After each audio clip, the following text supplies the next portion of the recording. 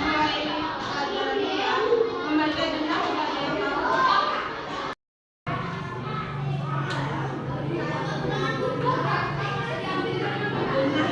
Denah adalah gambar yang menunjukkan kota atau jalan yang ada dengan denah kita bisa mencari suatu tempat.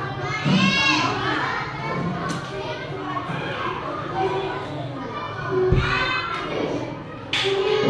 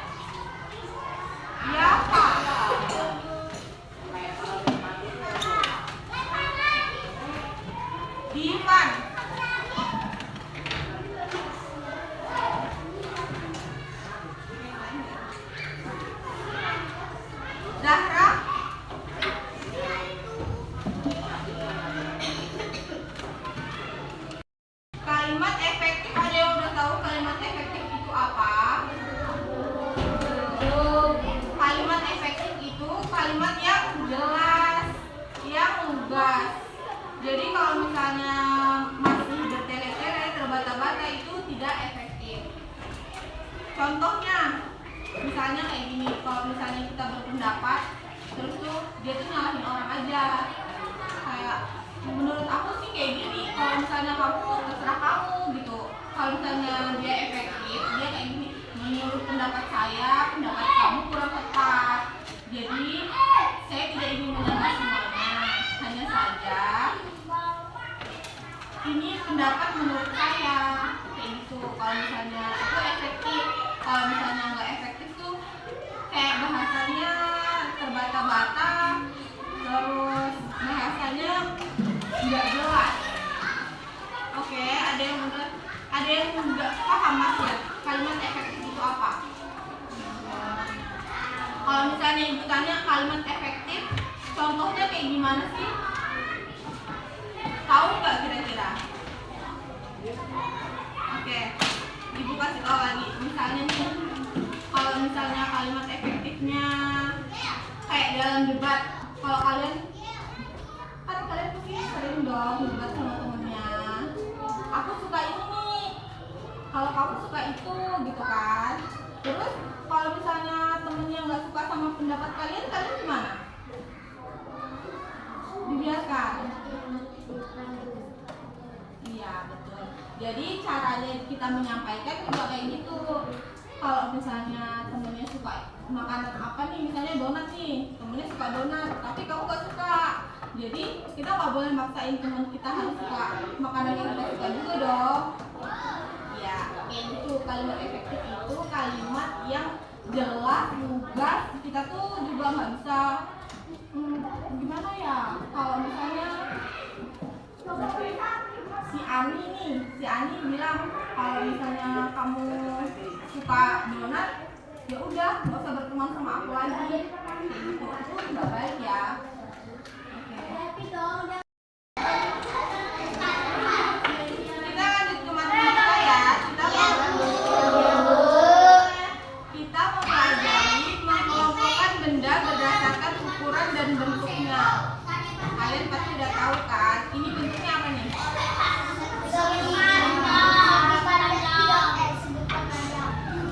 Panjang, iya. Kalau misalnya bola? Putih.